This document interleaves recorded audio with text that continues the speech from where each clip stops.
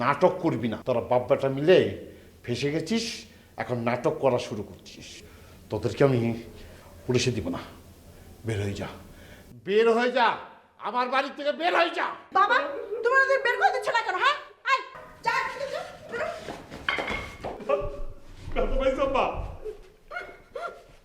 Sir সারা জীবন আপনার বাড়িতে দারোয়ানগিরি করছে, তার জীবনটা শেষ করে বলাইছে, একটু আপন হইতে পারে নাই আপনার।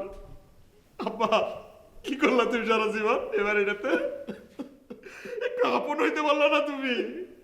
আপনারা মাঝে মাঝে আপন করে নেন, তবে সেটা মিথ্যা, অভিনয়, অভিনয় ছাড়া আর কিচ্ছু না।